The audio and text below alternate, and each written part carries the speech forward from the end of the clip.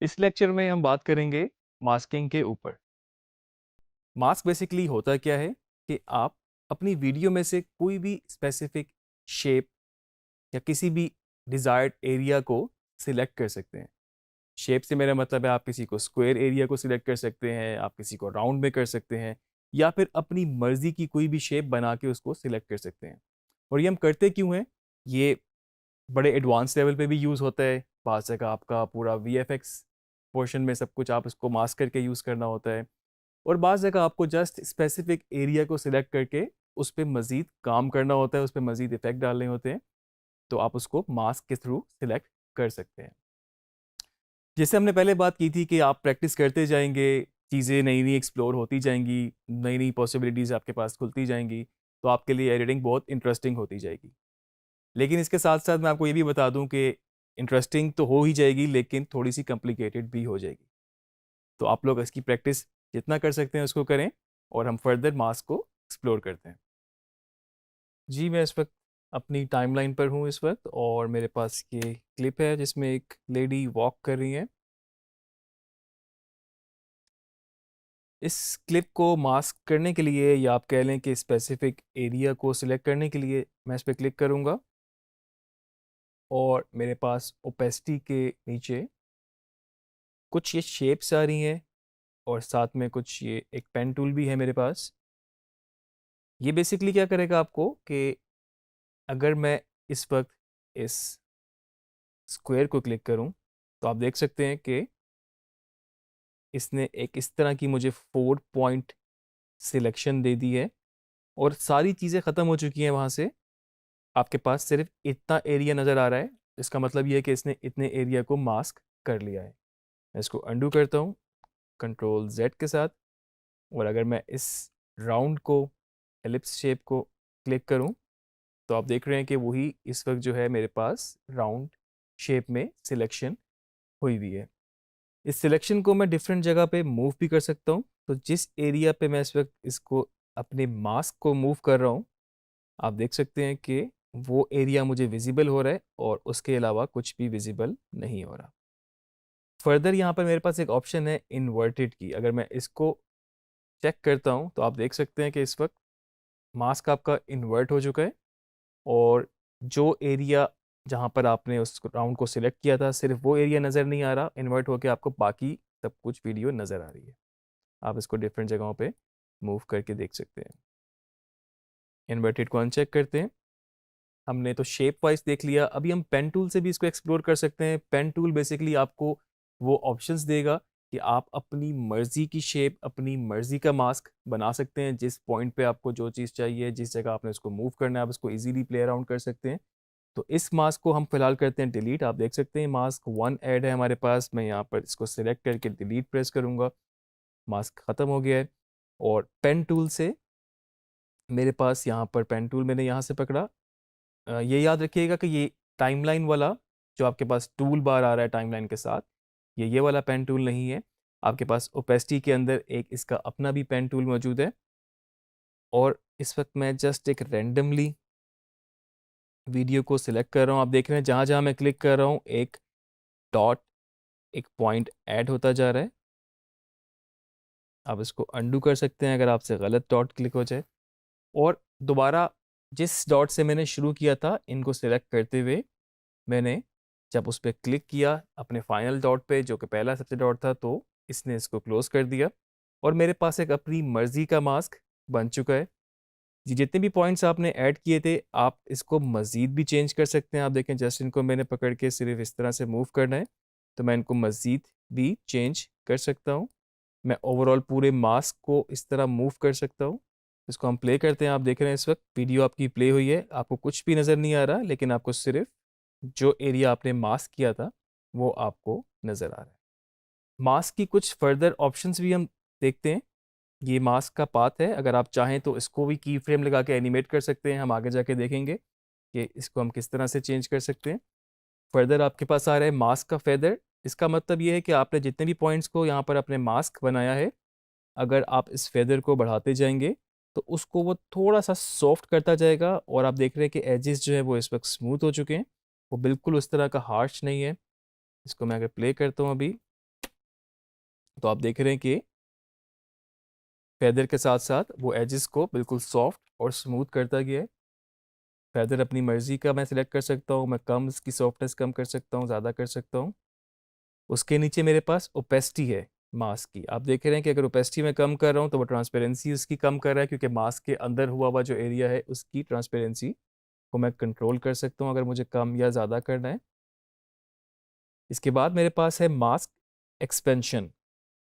तो आप देख रहे हैं कि जो शेप मैंने सिलेक्ट की थी, इस एक्सपेंशन को बढ़ाने से उसी शेप को वो मज़ीद एक्सपेंड करता जा रहा है, या फिर अगर मैं इसकी वैल्यूज़ कम करूँगा तो आप देख रहे हैं कि वो उसी शेप को मज़ीद कम करता जा रहा है।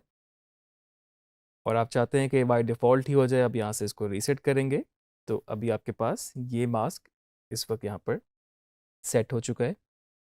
इसमें आप चाहें तो बहुत डिटेल में भी काम कर सकते हैं। मिसाल के तौर पे अभी आपके पास ये विंडो का साइज़ आ रहा है, आप चाहें तो आपके पास यहाँ पर ज़ूम करने की ऑप्शन मौजूद है। ये आपके इस कैनवस को या आपके इस प्रोग्राम विंडो को के अंदर जो जितने भी आपके पास वीडियो है इसको वो ज़ूम कर देगा। लेट्स सी मैं इसको 200% करता हूँ तो आप देख सकते हैं कि आप इन मास्क पे डिटेल में काम कर सकते हैं। यहाँ से फेदर भी मैं रीसेट कर देता हूँ, तो मैं इसको फुल स्क्रीन भी कर लेता हूँ। यहाँ से मैंने इसको 400% पे ज़ूम इन भी किया हुआ है। आप चाहें तो बिल्कुल अपना इसको डिटेल में काम कर सकते हैं जितने एरियाज़ पे आपको काम करना है। और किसी पॉइंट पे आपको लगता है कि आपको यहाँ पर और पॉइंट्स ऐड करने हैं तो आप ऑल्ट के साथ क्लिक करेंगे तो आपके पास फर्दर पॉइंट्स भी ऐड होते जाएंगे। क्लिक करेंगे तो आपके पास फर्दर पॉइंट्स भी ऐड होते जाएंगे। तो ये आपने इसको देखा कि हमने पेन टूल से अपनी मर्ज़ी की सिलेक्शन की। ये सिलेक्शन आप स्क्वायर से, किसी और शेप से, या राउंड वाले इससे, एलिप्स से भी कर सकते थे। इसको आप बहुत डिटेल में भी कर सकते हैं, मतलब ये पॉइंट आपके जो आपने जितने ऐड किए हैं ये बिल्कुल आप चाहते एग्जैक्ट भी कर सकते थे। आप इसको यहाँ से ज़ूम इन करके, ये सिर्फ आपकी विंडो को ज़ूम इन करेगा, आप यहाँ से भी इनको सेट कर सकते थे। तो ये काफ़ी आपकी प्रैक्टिस पे, आपकी उस पे डिपेंड करता है कि आप कितना डिटेल में करना चाहते हैं। और मेन चीज़ ये है कि आपने अचीव क्या करना है। हो सकता है आपको सिर्फ इसी विंडो को, इसी वीडियो को आपने किसी लैपटॉप की स्क्रीन पे सेट करना था, या मे बी आपने किसी मोबाइल की स्क्रीन पे सेट करना था। आपने एक्स्ट्रा एरियाज़ वगैरह काट दिया, आपने सिर्फ इतना एरिया ही मास्क किया और उसके बाद आपने इसको वहाँ पर अपनी पोजीशन स्केलिंग वगैरह से एडजस्ट कर दिया। जिस तरह के अभी ये मैंने मास्क किया, आप देख सकते हैं कि आपके पास एजिस बिल्कुल ट्रांसपेरेंट हो गई है। इसको मैं अगर जस्ट इस क्लिप के ऊपर रखता हूँ, आप देख सकते हैं कि इस वक्त मेरे पास सिर्फ वही एरिया आ रहा है जो मैंने मास्क किया था। मैं यहाँ से अपनी मर्ज़ी की इसकी पोजीशनिंग कर सकता हूँ। मैं चाहता तो मेरा मास्क और डिटेल्ड हो सकता था, मतलब मैंने यहाँ पर जो एरियाज़ हैं मैंने उसके हिसाब से उसको मास्क बनाया होता। इन पॉइंट्स को आप देख रहे हैं जो हमने पहले लगाए थे, हम फर्दर आगे भी चेंज कर सकते हैं। तो आप इस वक्त देख रहे हैं इसको मैंने एडजस्ट किया इस एरिया में जहाँ पर आपके पास एम्प्टी स्पेस थी, नीचे वाली लेयर और ऊपर वाली लेयर जो कि मास्क हुई भी है। अगर इस वक्त मैं इसकी मास्किंग जस्ट क्विकली डिलीट करता हूँ आपको दिखाने के लिए कि ये किस तरह का होता, तो आपके पास एक्चुअल फुटेज इस तरह आ रहा होता। और अगर मैं इसकी पोजीशन को भी इस वक्त रीसेट करता तो टोटली वो उसके ऊपर ओवरलैप हो जाती। तो हमने दो चीज़ें की हुई, हमने इसकी पोजीशन भी सेट की हुई और हमने इसमें जो मास्क ऐड किया, अब आप देख सकते हैं कि उसने उसके एजेस को और हमारी सिलेक्ट किया हुआ जितना एरिया हमें सिलेक्ट करना था, हमने अपनी मर्ज़ी से उसको मास्क करके सिलेक्ट कर लिया, और बाकी एरिया उस वीडियो में से जो उस वीडियो के अंदर मौजूद था वो चला गया। तो ये तो हमने देखी पेन टूल से। और नॉर्मली आप अपने जो डिज़ायर्ड आउटपुट होती है उसी हिसाब से आप अपने टूल का सिलेक्शन करते हैं कि आपको कहाँ से ओपेसिटी के नीचे जो आपके पास ऑप्शंस हैं वहाँ से आपको करना है। मैं इस सेम वीडियो को आपके पास दोबारा मास्क करता हूँ और मैं इस मास्क को डिलीट कर देता हूँ। पोजीशन को भी मैंने रीसेट कर दिया। और अभी हम देखते हैं कि अगर मैं इसको इस शेप से ही करता तो मेरे पास ये ऑप्शन है। शिफ्ट प्रेस करूँगा तो इस वक्त मैं इसको स्ट्रेट, आप देख सकते हैं इस वक्त मैंने शिफ्ट प्रेस किया हुआ है तो इसको मैं स्ट्रेट लाइन मेरी इस वक्त यूं यूं नहीं हो रही क्योंकि मैंने शिफ्ट प्रेस किया हुआ है। इधर से भी ये पॉइंट सेलेक्ट किया, साथ में शिफ्ट भी प्रेस रखा, आप देख सकते हैं इतना मैंने उसको इसके साथ अलाइन कर लिया। इस मास्क को हम एनिमेट भी कर सकते हैं और इसके लिए हमें इसके पाथ को एनिमेट करना होगा। आप देख सकते हैं उसी तरीके से जिस तरह हमने अपनी की फ्रेम एनिमेशन ऑन करनी होती है, हमने यहाँ पर भी हमारे पास ये मौजूद है और हमने इसको सिलेक्ट किया, यहाँ से क्लिक किया यहाँ पर और हमारे पास एनिमेशन ऑन हो गई, की फ्रेम हमारे पास ऐड हो गया। अब मेरे पास ये ऑप्शन है कि मैं इस मास्क को कहीं पर भी मूव करूं, तो एक और की फ्रेम ऐड हो गया और अब ये मास्क जो है इस तरीके से आप देख रहे हैं कि एनिमेट हो रहा है और मैं चाहूँ तो इसको दोबारा की फ्रेम देखें खुद ही ऐड हो गया यहाँ पे। मैं चाहूँ तो इन की फ्रेम्स को थोड़ा सा पास कर लूँ, वो जल्दी जल्दी थोड़ा सा आपको क्विकली नज़र आ जाएगा। ये मास्क आपका देख रहे हैं एनिमेट होकर लेफ़्ट पे गया, अब ये राइट पे गया क्योंकि मैंने इसको राइट पे किया था। अब मैं इसको चाहूँ तो लेफ़्ट पे ले जाऊँ दोबारा और चंद फ्रेम बाद मैं इसको फिर राइट पे ले गया।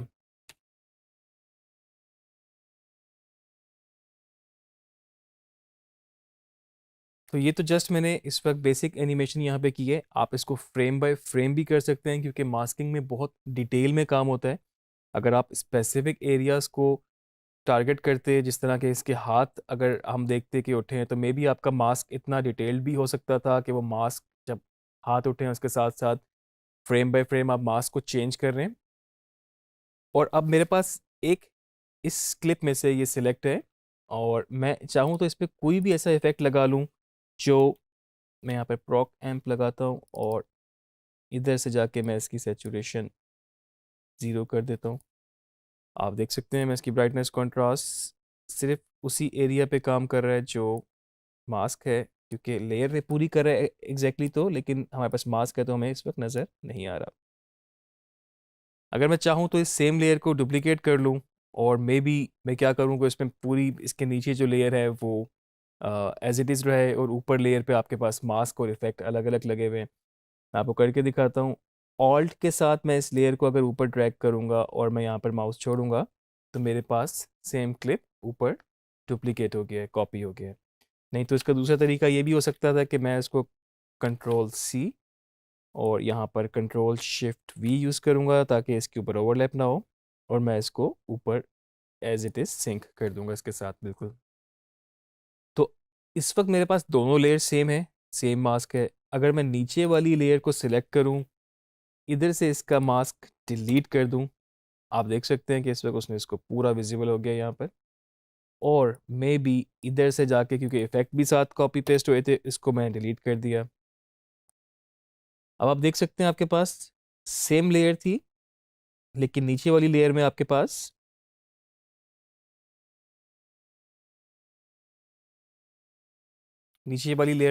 बेसिकली इस पर कुछ भी इफेक्ट नहीं है और ऊपर वाली लेयर में इतना एरिया हमने मास्क किया हुआ है और आप देख रहे हैं कि ये मास्क ट्रेवल कर रहा है, जहाँ जहाँ ये मास्क मूव कर रहा है उस पर वही इफेक्ट लगा हुआ है जो कि हमने लगाया था ये वाला। अगर हम इसमें चेंजेस भी करें, आप देख रहे हैं कि साथ साथ इसमें चेंजेस हो रही हैं।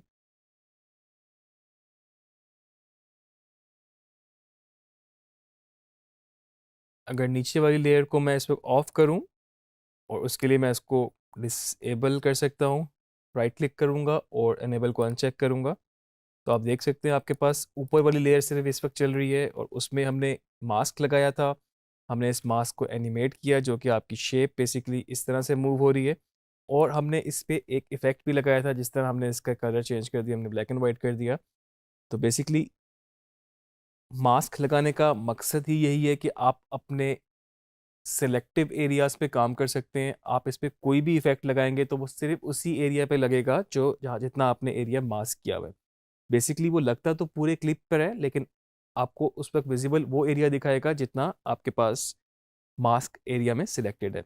अगर इसकी जगह मैंने कोई और इफेक्ट भी लगाया होता, जिस तरह कि मैं प्रो कैम डिलीट करता हूँ और यहाँ से मैं इसके ऊपर ब्लर लगाता हूँ, तो आप देख सकते हैं कि इसने इसको ब्लर कर दिया और नीचे वाली लेयर को मैं ऑन करता हूँ जो कि as it is same layer थी। अब ये जो ऑन करने से पहले अगर आप देखें तो इस वक्त ब्लैक एंड वाइट की जगह आपके पास पूरी वीडियो ब्लर आ रही है और ये जो मास्क आपने अपनी मर्ज़ी से बनाया था और फिर बाद में उसको एनिमेट किया था आपने की फ्रेम लगा के, वो इस तरह से कुछ आपको दिखा रहा है। राइट क्लिक अगर मैं यहाँ पे करूँ, इसको इनेबल करूँ, तो इस वक्त आपके पास पूरी वीडियो आ रही है क्योंकि नीचे वाली वीडियो सेम है और उसके अंदर कोई भी इफेक्ट नहीं है। तो इस वक्त वो इतने एरिया को ब्लर दिखा रहा है। तो ये तो हमने कुछ मास्किंग की ऑप्शंस देखी, यहाँ पर हमने मास्क बनाया, हमने डिफरेंट शेप्स के साथ बनाया और अपनी मर्जी का हमने पेन टूल से भी शेप बना के मास्किंग उसकी की। फर्दर हमने इस पे इफेक्ट भी लगाया, मास्क को एनिमेट भी किया। आपने सारी ऑप्शंस देख ली, किस तरीके से आप इसको एनिमेट कर सकते हैं, किस तरीके से आप डिफरेंट इफेक्ट लगा सकते हैं। बड़ी कॉमन एग्जांपल है, अक्सर आप देखें कभी न्यूज़ में आप कभी नज़र आए, कुछ एरिया आपको ब्लर नज़र आए, मे बी किसी की फेस आप नहीं रिवील करना चाहते, या कोई लोगो कोई चीज़ इस तरह की है जो जिसको आप नहीं विजिबल करना चाहते, मे बी उसको ब्लर किया होता है। तो वो एक्चुअली पूरी विंडो बेसिकली, पूरी स्क्रीन आपकी जो है ब्लर नहीं होती, वो स्पेसिफिक एक एरिया ही ब्लर आपको नज़र आएगा। और जिस तरह भी आपने सीखा, वो स्पेसिफिक एरिया इसी तरीके से होता है कि आपने उस एरिया को मास्क किया और फिर आपने उस पर वो इफेक्ट लगाया। मे बी अगर आपने ब्लर करना है तो आपने ब्लर का इफेक्ट लगाया और आपने इसी तरीके से इसको प्रोसेस किया आगे। मास्किंग में आपके पास एंडलेस पॉसिबिलिटीज़ हैं, फिल्मों से लेके न्यूज़ से लेके हर जगह मास्किंग का इस्तेमाल होता है। अक्सर कभी कोई इस शॉट में आपकी कोई चीज़ एडिशनल आ जाए, कोई पैच नज़र आ जाए, या कोई चीज़ आपको ब्लर करनी है या आपको कुछ उसको फर्दर चेंजेस करनी है, तो आप उस स्पेसिफिक एरियाज पे सिर्फ मास्क बनाकर ही उस पर काम कर सकते हैं। तो मास्किंग में आपके पास बहुत सारी पॉसिबिलिटीज़ हैं, बहुत सारी चीज़ें आप कर सकते हैं, बहुत सारे इफ़ेक्ट्स भी आप लगा सकते हैं।